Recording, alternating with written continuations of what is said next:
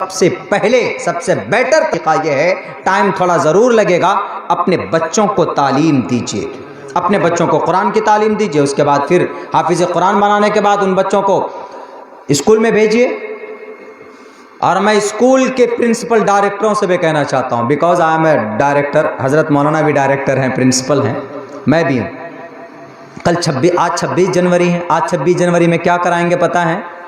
پیٹ میں درد ہوگا اسکول کے ڈائریکٹر کے جو لوگ کراتے ہیں ایسا، بھیا برا مت ماننا، شریعت کا تقاضا میں بول رہا ہوں، میں ایک عالم دین۔ بچوں کو اسپورٹ سکھائیے، کرتویہ دکھائیے، منع نہیں، بچوں سے اور اسپیچ دلوائیے، جتنا بھی ہنر ہے، مورل ہے، ہڈن اسکل ہے، آپ شو کرائیے لوگوں کے بیچ میں۔ لیکن ایک دو چیز بہت غلط ہے، ایک تو یہ کہ بچوں کو جو گانا ڈانس سکھاتے ہیں، کیا ہونے والا ہے گانا ڈانس؟ کچھ نہیں ہونے والا۔ اس کے علاوہ اور کچھ کرائیے اپنے بچوں سے۔ وہاں پہ پربھات پھیری کراتے ہیں، کتنا مرتبہ فون آ گیا، بولا مولانا ہمارے اسکول میں بڑی بڑی بچیاں ہیں، پربھات پھیری کرائیں، سب لوگ کراتے ہم نہ کرائیں تو؟ ہم نے کہا کہ بھئی کیا فائدہ ہوگا آپ کے پربھات پھیری کا؟ ہم نے کہا کہ لڑکوں کو نکال دیجئے، بچی چھوٹی چھوٹی نکال دیجئے پربھات پھیری۔ ہم نے کہا کہ پربھات پھیری بھی ضروری ہے کیا؟ جھنڈا پھہرانے کے ساتھ ساتھ میں؟ بولا سب لوگ نکالتا، ہم نے نکالیں گے ہماری بدنامی ہوگی تو؟ ہم نے کہا کہ پربھات پھیری عموماً اس لیے نکالتے ہیں، دکھایا جاتا ہے تاکہ دوسرے لوگوں کے بچوں کو دل میں امنگ ہو۔ ایک طرح سے سوٹ بوٹ بچے پہنے ہوئے ہوتے ہیں تو دوسرے بچے بھی دیکھ کر ارے کتنا اچھا بچہ ہے، دیکھو دکھنے میں لگ رہا ہے، اس کو بھی شوق پیدا ہوتا ہے۔ بہت سے لوگوں کی یہ نیت ہوتی ہے کہ ہمارے اسکول کا پرچار ہوگا، بہت سارے مقاصد ہوتے ہیں۔ ہم نے کہا کہ جو بڑی بچی ہے ان کو مت لے کے جاؤ۔ بہت سے اسکول والے تو بچیوں کو بھی، جو بڑی بڑی جوان بچیاں ہوتی ہے ان کو بھی سڑکوں کے اوپر بھیج دیتے ہیں کہ پربھات پھیری کراؤ۔ جن کو کرانا ہے کرائیے، لیگلی اعتبار سے کوئی ضروری نہیں پربھات پھیری کرانا۔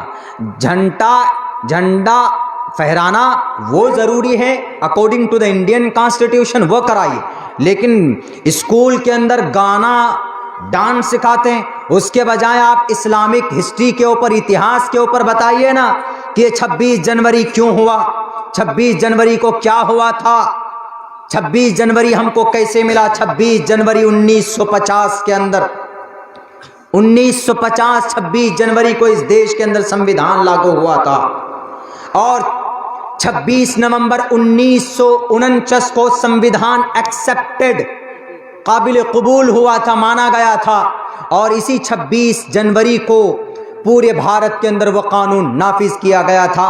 اسی لیے ہم اس دن جھنڈا پھہراتے ہیں کہ ہمارے اس دیش کا جھنڈا، ہمارے دیش کا سمویدھان بلند رہے۔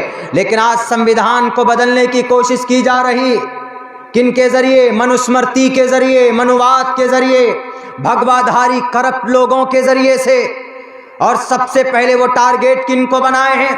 وہ جانتے ہیں کہ ہمیں 26 جنوری ملی ہے ٹوپی داڑھی والے کی قربانی کی وجہ سے۔ اور ٹوپی داڑھی والے کہاں سے پیدا ہوتے ہیں؟ جہاں پر قرآن کی تعلیم دی جاتی، جہاں مکتب ہوتے ہیں، جہاں پر مولانا حفاظ کرام بیٹھ کر اپنے بچوں کو تعلیم دیتے ہیں۔ آسام کے اندر 350 سے ادھک مدرسے بند کر دیے گئے، سرکار کے فنڈ سے ان کو تنخواہ دی جاتی تھی۔ آسام کے مدرسے، وہاں کے منسٹر نے کہا کہ جب مدرسوں کے اندر قرآن کریم کی تعلیم دی جاتی ہے تو ہم بھگوت گیتا کو بھی نافذ کریں گے، نہیں تو ہم مدرسوں کو فنڈ نہیں دیں گے، ان مدرسوں میں تالے لگا دو۔ 300 سے ادھک مدارس بند کیے گئے۔ اتر پردیش کے اندر بھی کوشش کی جا رہی ہے وہاں کے مدارس کو بند کرنے کی، یعنی مدارس کو بند کرو تاکہ ٹوپی داڑھی والے کم پیدا ہوں گے، اور ان مسلمانوں کی شریعت کمزور ہوگی، مسلمانوں کا ایمان کمزور ہوگا۔ اپنا حق حقوق لینے کے لیے جو مسلمان میدان میں کھڑے ہو جاتے ہیں۔ عبداللہ سالم قرآن کی روشنی میں بولتا ہے، مولانا صابر صاحب احادیث کی روشنی میں بات کرتے ہیں، اور دوسرے علماء کرام جو شریعت کی بات کرتے ہیں وہ بات کرنے والا نہیں ہوگا، اور اس دیش میں ہم بڑی آسانی سے ہم بھگوا دہلا دیں گے اس پورے دیش کے اندر۔ میں نے کئی جگہ تقریر میں یہ بات کہی ہے، ہم نے کہا ہے کہ جب انگریز اس دیش میں آیا تھا تو انگریز کے مقابلے میں کوئی مائے کا لال کھڑا نہیں تھا۔ اگر انگریز کے سامنے میں سینہ تان کر کوئی کھڑا تھا تو مدرسے سے پڑھنے والے مولانا قاسم نانوتوی کھڑے تھے، مدرسے سے پڑھ کر نکلنے والے شاہ عبدالعزیز محدث دہلوی کھڑے تھے، اور مولانا جعفر تھانیسری کہاں سے پڑھ کر نکلے؟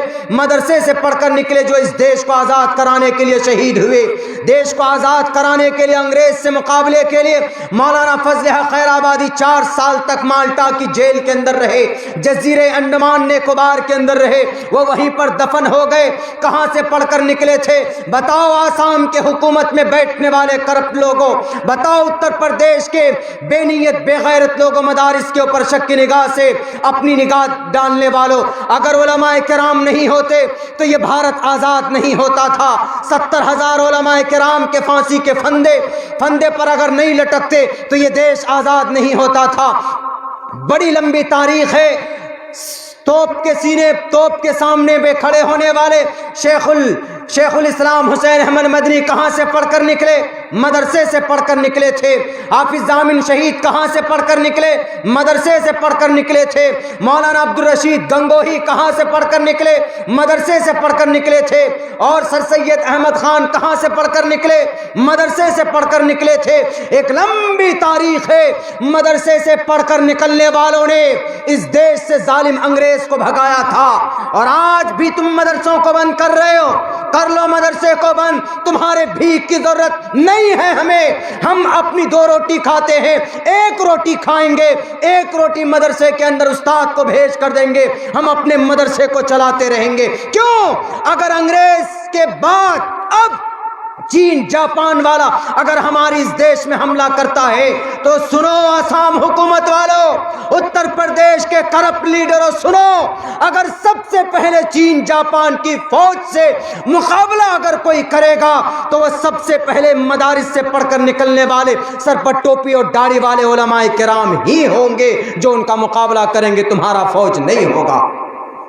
کیوں؟ اس لیے چونکہ جب دیش پر کوئی بات آتی ہے دشمن کی طرف سے تو علماء کرام اپنی شریعت پر نہیں بلکہ یہ کہہ کر آگے بڑھتے ہیں کہ یہ دشمن ہمارے دیش پر حملہ کرنے والا ہے، اسی لیے ہم ان کا مقابلہ کریں۔ انگریزوں سے ایسا ہی کیا۔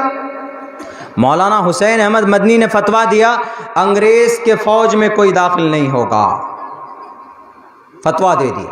مولانا جوہر نے کہا کہ پھانسی لگ جائے گی حسین احمد مدنی، انہوں نے کہا کہ پھانسی تو دور کی بات ہے۔ اپنا صندوق کھولا، نکالا، سفید کپڑا سر پہ باندھا، کہا یہ میرا کفن ہے، یہ میں لے کے گھومتا ہوں۔ یہ ہوتے ہیں مدارس کے فضلاء جو پڑھے ہوئے ہوتے ہیں۔ اگر پڑھا لکھا طبقہ سماج ہوگا تو انشاءاللہ ہم کہیں، ابھی ایک بل آیا، آپ لوگ پریشان ہیں، اے کسان بل کیا، کسان بل کیا، بہت سے لوگ نہیں جانتے ہیں، جو پڑھا لکھا طبقہ ہے سمجھتے ہیں کسان بل کا مطلب یہ ہے کہ ہم لوگوں کو مکئی اور گیہوں ہوتا ہے تو ٹریکٹر میں ڈال کے گلاب باغ جاتے ہیں اور وہاں پر جو زیادہ بھاؤ دیتا ہے ہم اس کو بیچ دیتے ہیں۔